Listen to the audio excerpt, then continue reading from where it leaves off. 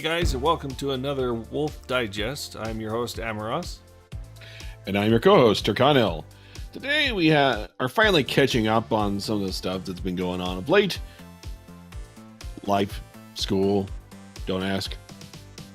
So we're just going to start with something we found a little strange, considering it's kind of a backpedal from Microsoft. I wouldn't necessarily call it a backpedal. Well, that's what it does. Well, they had a little bit of an issue getting out their fall update with Windows 10. And even when they got it out, they had to pull it back, twice, 3 times? At least. Details, so we're going to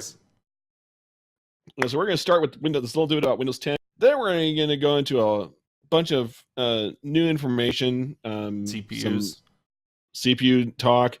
We're going to talk into some leak and rumor information. So AMD, more AMD, Intel, NVidia, and then we got some gaming news down the end for WoW and stuff coming up, hopefully with PAX East. So let's start off with Windows 10. Well, first off, everyone may or may not know about the retracted Windows update for fall of 2018.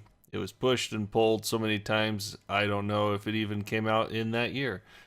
They tried, but what they are planning on doing now is actually automatically uninstalling problematic updates. These are probably just little patches, not necessarily full, huge patches like the fall update, but still, it's a good step forward. They're actually going to auto-block that update for 30 days as well, so you'll have to wait till the next update cycle to get it. I think that's a pretty good step in the right direction. It'll help with the people who don't understand, how to get around problems that are caused in this way and have a little bit more trouble removing updates. Yeah, especially the ones that don't really understand why their computer is now blue screening. Yeah, but System broke. What do I do? Yeah, but if Windows detects that Windows doesn't start up properly, it'll just roll back the update and then auto block it. I can see this being a security concern, since some of these updates actually fix security issues, not just trying to add new features or something. But I don't know, it's kind of a toss. Obviously, if you're breaking your system, that's not going to do you any good either. Probably not going to install the patch either way. So I don't see it changing much except for end user peace of mind.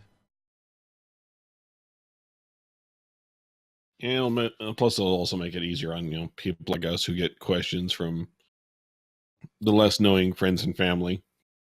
My computer won't start anymore. Well, did you try plugging it in? Yeah, I know how that goes. All right, moving on to the next big issue. Spoiler. And we're not saying spoiler alert. That's actually what it's called. So some of you, year or so ago would have heard about some CPU level exploits. The most prominent one in relation to this, Spectre in particular, is the one that we're looking at here as the most relative. So this is a new one that's come out, and it's literally named, I should say, spoiler. Yeah, they were just looking for something that started with an SP so they could relate to the Spectre vulnerability, since it uses a similar method. It actually does speculative load hazards, boost rowhammer, cache attack. Yeah, fun stuff. Words. Yeah, basically it uses the speculation that a CPU does for performance gains and tries to discern contents of RAM using that speculation. And this can be pulled off in a JavaScript on a web page even. So it also doesn't get mitigated from the previous microcode updates to remedy Spectre. So this is new in that way, and it's not mitigated from those patches. So it's definitely a big concern. And the other interesting thing to note is that AMD actually confirmed that its processors are not impacted by this at all. But Intel is impacted from the original core processors all the way up to Tabby Lake, Skylake, all the recent and soon to release Cascade Lake architectures. So there is not any modern Intel CPU that doesn't have this as a potential threat. It's a pretty big piece of news in that regard. It'll become very interesting if it also affects the something else we'll talk about in a few articles. Just a few. I'm actually pretty sure it's going to affect that as well, which is the Comet Lake architecture that is coming down the pipe. Let's go ahead and skip forward to that since we're talking. Skipping. So we had information dropped out that Intel's going to throw out some new chips in order to try to, well, from my perspective, the bleeding. try to mitigate some of the damage that Intel is about to suffer with regards to the upcoming Ryzen 3000 line. So Comet Lake is coming out right after this Coffee Lake refresh we had. So you got the 9900K, which is your 8-core, 16-thread, high-end, $500 and something CPU. That's US dollars. I don't even want to think about what it is in the Eurozone.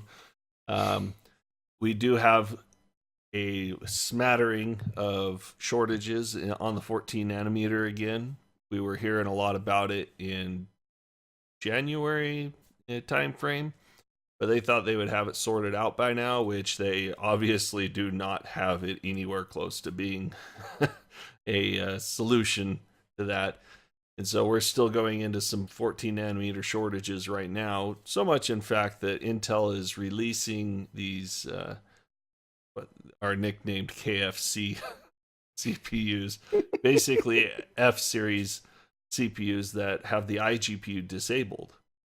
Now, why would they sell it like a 9900K, but AF with the iGPU disabled? Well, they'd like to pitch it as something that's geared more towards gamers. You're going to buy a 9900K, you're going to put a discrete graphics on it anyway, so why put the iGPU on there? Yeah, it makes sense, especially if they sell it for $50, $70 cheaper, right? They don't. No, it's $50, $70 more. Yes, exactly. Hey, it's and like, that doesn't Intel, make any sense. Why Intel? I mean, if it were down, I might understand it, but it's higher than the 9900K. Yeah, that doesn't make sense.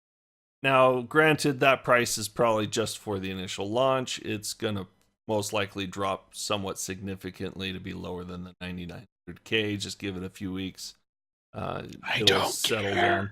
It's still tempting, but you do lose that iGPU and the ability to diagnose your system if your GPU dies or if your drivers screw up, or you also lose the ability to do the quick sync that's on the iGPU. If you're a streamer, that might be something of importance to you, since a lot of streaming utilities can utilize that while you're gaming on your actual GPU. So, things to think about, right? The fact that they're selling these F-series CPUs just goes to show that maybe they're having some yield issues on 14 nanometer, which is kind of hard to consider with them being on, the plus form of 14 nanometer. 5 or 6 by, Yeah, they should be getting 95% yields by now, if not significantly better than even that. But apparently they're not. Why else would they be selling disabled iGPUs, which are a fair portion of the die? And the other, let's see, was the Comet Lake on 14 or 10? I forgot that part. Oh, it's 14. They don't have 10 nanometer. Are you crazy? We're not going to see 10 nanometer in any serious form until Christmas. We do have a couple, like very small 2-core with disabled iGPU chips out there on 10 nanometer for highly mobile devices like tablets and such.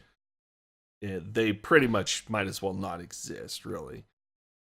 That's how not mature 10 nanometer is still. And so we probably won't see anything to do with that until Christmas at the earliest. It may be even pushed back until 2020 before we see some serious desktop components for that. So this is going to be 14 nanometer, and they're going to up the core count to 10 cores once again, and they're going to be doing, what do they call it, 8+2 configurations. So one of their standard iGPUs on that, not their best, but it's the GT2 graphics. Well, it says that in the configurations, there's a whole bunch of them. So we have like 2+2 up in the Comet Lake, which is targeted at the quoted mainstream desktop. Will have 6+2 and 10+2, which is processor cores of actually 6 and 10.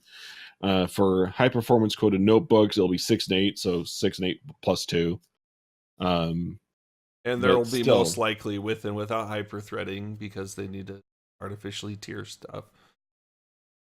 They got to make some more money somehow. Yeah, so it'll be up to you to figure out whether you need 6 cores, 12 threads, only 6 cores, 10 cores with no threading, or 10 cores with hyperthreading. And obviously, based on just the 9900K pricing, that 10 core is probably going to be in the $600 range, especially since there might be those yield concerns, causing that to be a more premium part. I don't see that unit having too many working components or something. It's just based on what we're seeing here. Maybe they'll go iGPU-less on that, disabled iGPU to help salvage some of those bad parts. Yeah, it seems like a lot of the Fs, it very well could be that the Fs are simply the ones where the iGPU failed in production. So they're trying to make money off of those, which means we're probably going to see exactly that case in the upcoming line. So I mean, your shortage is pretty bad if you're having to make an entire product line with disabled iGPUs to harvest as many dies as possible. That's exactly what they're doing, in my opinion. They're just trying to weather this shortage. For whatever reason the shortage is existing, either bad yields, bad silicon, bad something, or just, who knows, maybe they just have a run on the market and they're just selling like hotcakes and have pent up demand because they scaled back or something. It's all speculation at this point, and we know Intel's not going to tell us the truth, so so that's something to look forward to. I don't know if we got a release date for these yet. I would guarantee they're going to happen before we see the 10 nanometer stuff at the end of the year. So maybe look forward to this after the middle of the year. Yeah, this one, in this particular article, the speculative on release date is either early 2020 or due to arrive in late 2019. Yeah. So, which is about where I'd put it. I mean, Ryzen 2000 is going to land in 3000. Yeah, 3000. It's going to land in July 7th, I think is what people are saying. 7/7/2019 anniversary date and all that happy jazz. I can see that being, the 3850X date, but they might have Ryzen 3000 a little earlier than that for some of the lower parts. That's the other speculation I've been seeing, is that they will step release the Ryzen 3000 stuff, have a smattering come out, and then a month later have some more come out, that kind of a thing. So it's definitely going to be at least an interesting summer. Well, if they're not going to put out a 16 core on day one, I'm going to sit on my hands for a month and see if they put it out on 7/7. Because they're going to do an anniversary edition. It's 50 years or 30 years. Was it 30 years? Been so long.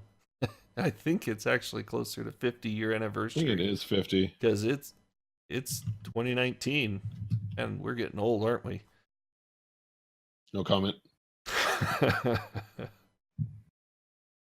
Either way, speaking AMD, let's go And ahead yes, and May 1st. May 1st is May the 1st. AMD 50th anniversary. Oh, maybe they'll have a nice announcement party then. Well, at least we might get something. I'll tune in, that's for sure. If for better or worse. All Intel needs to do is price their stuff accordingly. And if they did, it would make my life so much harder because I will have to then debate. Kidding? Yes, I am, because the likelihood of them pricing in a reasonable fashion, as the KFC processor has shown, it's not going to happen. Definitely not.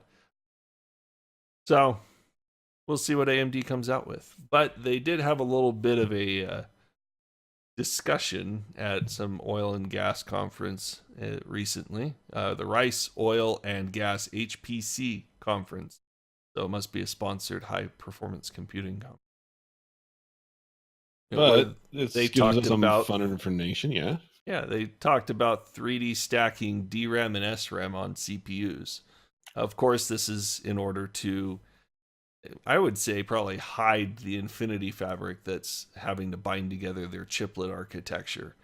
Because there's a little bit of a performance hit having to go off package and over to a chiplet to push data around on a CPU compared to having a monolithic die. Now, best ways to hide that: have very good caching and have very quick RAM, right? And the thing that we've been seeing is just how better to handle on board or on die RAM, or even on chip, as the case may be. And we've heard about a little bit of 3D chip stacking from Intel previously. So now we have a little bit of information coming from AMD as to what they're looking at doing. So it's always nice to hear what both sides are trying to play at.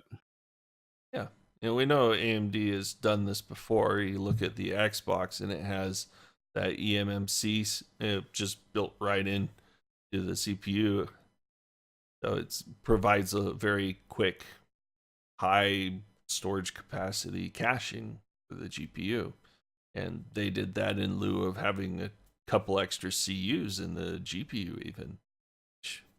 It doesn't make a whole lot of sense, but it provided them with the ability to have some really quick RAM built right next to the GPU.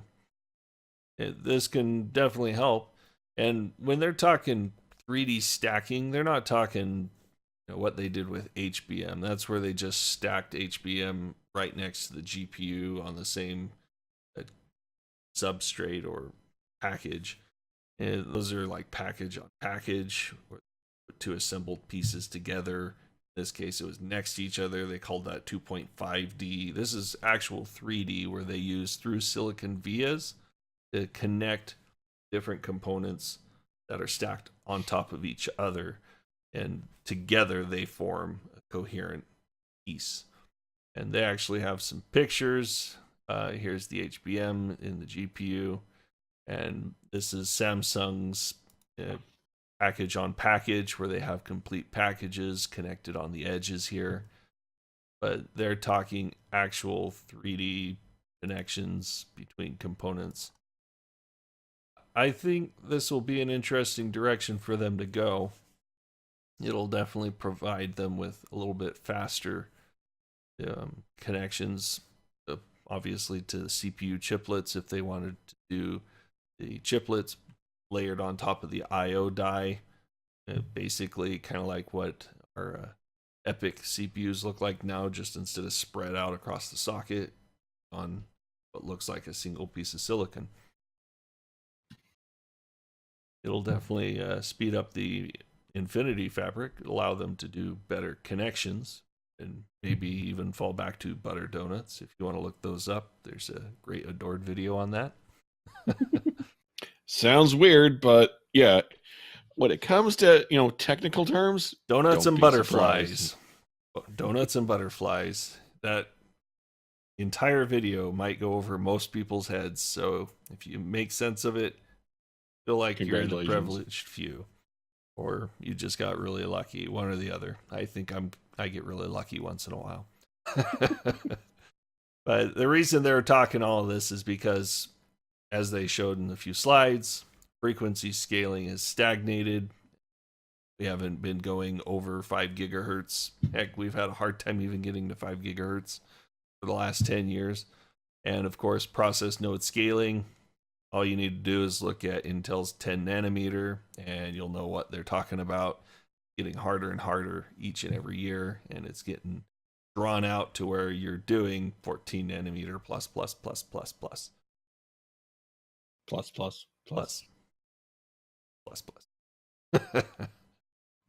All right. Why don't they just make it a multiplicative at some point? Because I'm sure we're almost there. Yeah, X4, X5, right? Probably. So next in line, we're going to talk about NVIDIA. So a couple months back now, I guess I should say, we talked about some ray tracing being done just by software. Yeah, we showed the Gran Turismo. Demo. Now apparently NVIDIA is able to, saying they can pull off this to some degree on anything basically 1060 and up. Well, they're going to enable it through drivers on 1060 and up, because they want you to buy a 1060 or better, right? Well, if you can find them, they're more. I think it's just more aimed at the 1660. What it really is DirectX has ray tracing built into DirectX 12.2, I believe it was. Something like that. And so in order to support it, you need to obviously enable it in drivers and hardware or software drivers. And that's what NVIDIA has been doing for quite a while now with DirectX 12, is just enabling a lot of stuff in software, because their hardware was DirectX 11. Now it's moving towards 12. They actually have hardware support for a lot of this, including RTX with the RT cores. So they're going to enable DXR for not just their RTX cards, but also the GTX 10 series as well. So that'll give you the ability to do ray tracing, albeit at significantly lower performance, but it'll be there. You could probably get some good screenshots with Ansel or something. I don't see much additional use for it besides that. The thing is, Microsoft DXR, if you remember our video, was what we were talking about that would enable AMD to also support ray tracing. And the DirectX library would allow game developers to uniformly write ray tracing for any system that runs on him. And you can probably even dial it up and down depending on the stuff that's exposed to the slider scale of crap to ultra settings, right? Yeah, depending on how much pain you want to suffer. Guess it all depends. Definite stuttering. Can't say for certain since we haven't actually seen it, but we can speculate on that. Yeah. It's one of those things of as soon as this actually hits, if we have a game that can do anything, valid with DXR, we may give it a try ourselves. Well, considering we have a 10 series GPU, yes, we're running NVIDIA. It's no secret. Mm-hmm. You've got a 1080. I've got in my big rig a 1070 and a 1060 for that matter.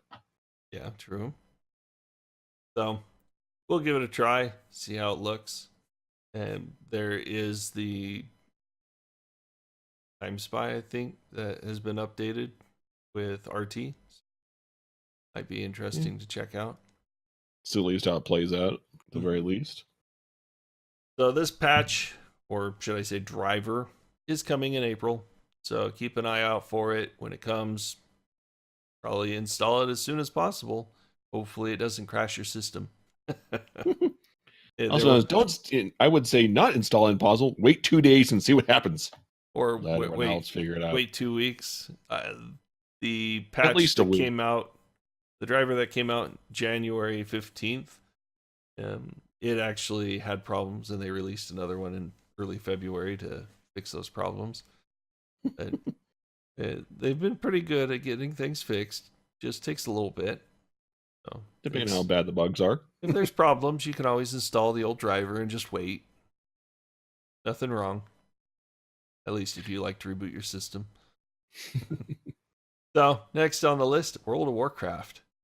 So getting into some of our gaming news, and this time we're going to be going back to something we've been playing for eons, pretty much since classic. So, yeah, since the vanilla days, since the beginning for both of us, since we both played in beta. Anyhow, World of Warcraft Classic. So Blizzard has brought forth how they're planning to run this. Since back in vanilla, it wasn't just blam, here's the world. Various pieces came out in chunks. This included, like the original raids, Molten Core. We had the opening of the Gates of Ahn'Qiraj. We had, things like the original Naxxramas, stuff like that was slowly pushed out on the world. And apparently they're planning to phase it in. Yeah, so phase 1, they're going to land Molten Core, Onyxia, and Marudon. Phase 2, they're going to land Dire Maul, Azurgoas, and Zak. Yeah, I'm not very good at the pronunciation of these. Phase 3 is Blackwing Lair, Dark Moon Fair, Dark Moon Dex drop at that point. And phase 4, you got Zul'Gurub, Green Dragons. Phase 5, Ahn'Qiraj, war effort begins, and the raid opens with the war effort and dungeon loot reconfiguration. Tier 0.5 dungeon gear. Woo! Relics, drop rates, and location changes. And then, of course, phase 6, Naxxramas and the Scourge invasion. So, all the stuff that leads up to the Burning Legion, Burning Crusade expansion. So, phasing it through like that will give you a little bit of that vanilla experience. You relive all of that. And it's slated for release this summer. So if you had nothing to do on your summer vacation or break or whatever you want to call it, now you have a reason to stay inside, become pasty white, and not get a suntan. Especially if you're, really interested in actually playing in Classic. Yeah, because it will take a while to grind your levels. Because it is a long time. Oh my god! Yeah, goodness. These days you can plow through quite a bit pretty quick, but back then, okay, you want to go from 1 to 10? Okay, that's about 2 to 4 hours, and that's if you're actually pushing it. After that, it's a week. Yeah, but the problem was, go and kill 17 of these things. Oh yeah, where are those 17 things? Oh, halfway across the zone. Oh, that's nice. I've never been there before, and guess what? I had to look it up on Thoughtbot. Remember that? Oh yeah. I think Thoughtbot's going to make a comeback. All those map changes that we have now that say go into this area in order to find the things you're after aren't there. The exclamation marks, the exclamation marks on the mini map, I think, are new too. I don't think those existed, did they? Yes. Sure. I don't recall them being on there. I think I had to open the main map to actually see the marks. I'm pretty sure they were. You definitely don't get the zones of where things will spawn or be. No. You don't get any of that. Nope, that part you're on your own. I remember having to get an old quest helper mod. If you want an idea of how it feels, go and wipe out your add-ons folder. And that'll be kind of the shock that your system will get. That's only halfway there. Yeah. And that's not even as hobbled as it's actually going to be. But the shock that you will experience not having all your add-ons will be the shock going from just what it is vanilla back to vanilla. Oh, it's going to be bad. And that's something else that's going to be kind of interesting that I don't think a lot of people who had really thought of is add-ons for those versions of WoW. Vanilla was not a very friendly modding UI. They will have probably some archives of mods coming back to life. I think that'll be the easy way to put it. They're going to go and just rip out the. Well, no, that's right. They're putting the Engine old is world built in on the new newer engine. front end, so it will have a lot of the current modding capability. So I guess that is one benefit to what they're doing. I honestly think it might be a wait and find out because that part hasn't really been brought up all that much. I mean, it could be the current modern UI. Well, no, they did say that it's kind the of makes modern. sense. They did, But say then it's a question of they just how easy does it backported it. update? Yeah, so then it could be just be how difficult is it to actually mod. Did they not say that they were going to remove some of the mod abilities to go back to what vanilla was? I think they were going to try to make it act like classic or vanilla in that regard. Yeah. So I mean, it's going to be a wait and find out for sure. And I'm sure it'll be fun for a little bit. I really don't see myself being a hardcore vanilla player, though. Nope. I really don't. But since I remember vanilla, they're including it with your subscription. So as long as you have a subscription, you can play it. I think that will work out fine. I'm just not going to sink hundreds of hours into it. I still remember quite well all of this stuff, so I don't have to really think about it much. I don't have to think about it. It's seared into my brain. Yeah. Considering that some of my, I'll even say it now, some of my more fond memories of WoW were back in vanilla, such as, the first time that my guild turned into, hey, Red died, we got this raid. What the crap? Or the sacrificial mage. Or the alternate is the first time, the time that I was given the title Mage Tank, when I ended up having to, staring at General Dracasath, and a quarter of our raid was dead, including our main tank, off tank, and 2 of our healers. And I was next in line. And I still tanked for at least a minute. I could have kept going, but I got this. I got this. Yeah. Conflag hit me right before I could get my pot off. Mana shield. Mana shield. It was the best. I missed that spell. There are some things I might end up going back to just relive. While we're on the topic of games that we're going to waste hundreds and hundreds of hours of our life in, let's talk about our next topic. So, if you haven't been paying attention, here we're going to go. We're going to hit a couple of these because they're the ones we mostly care about, and just a couple we're curious about.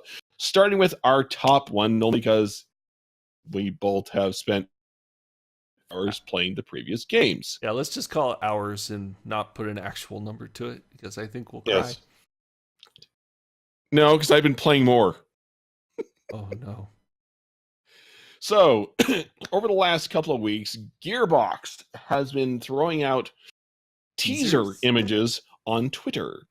And the first one, well, I was among that group who had a pretty good idea of what this most likely means.